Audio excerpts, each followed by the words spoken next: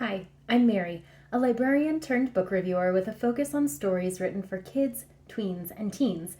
Today, I'm excited to tell you about a picture book that I read recently called Eve's Ducklings. This is a really beautiful story about a little girl and her grandfather who go to a pond together. And when the little girl sees those ducklings, she is desperate to get closer to them. She wants to hug them and pet them and touch them. And as you might expect, Mama Duck is not super excited about that idea. So, after trying and failing many times to get closer to these ducklings, Eve gets pretty discouraged. And instead of going to the pond, she and her grandfather decide to go to the playground instead. But after a few days of watching and lamenting not being able to get close to those ducklings, Eve decides to try a different tactic to get them to get closer to her. This beautiful story reminded me so much of my own daughter, who at 2 and 3 is just excited about everything, wants to understand everything, kind of struggles to determine why some things don't happen exactly the way that she wants. And a lot of the language in this book is verbatim what my daughter would say. And I love that. It made me really connect with this story for that reason, because the target age group is that 2, 3, 4 age group. And especially as an intergenerational story where they're connecting with their grandparents, it's a really beautiful just way to showcase tenacity and the strength of tenacity along with that intergenerational element.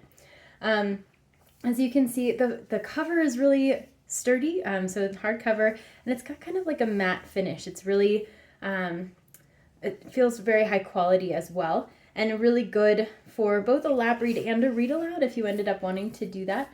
So most of the pages do have text on them, as you can see the beautiful, beautiful illustrations here. And the pictures themselves really go along with this story. So even though there's not a huge amount of text, there's a lot that can be told using both the text and the pictures. And there are a couple of spreads where there's just not a lot going on, and that's intentional. So as you go through, you see like some pages that have one sentence, some that have more, and really because this is for a younger age group, it helps encourage them to look at the pictures and kind of have more of a dialogic reading approach.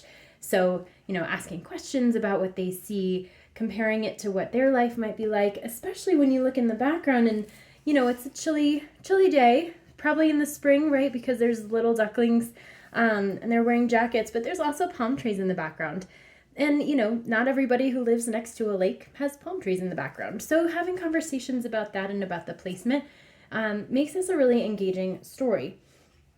So as readers are going through this, they're going to see the interaction between grandpa and granddaughter, especially as she gets more discouraged. He's always very jovial. He's got a little smile on his face.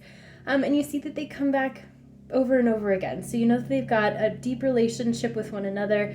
They probably live close by, and that they get to be around each other as she is growing up, and that's a really beautiful thing as well.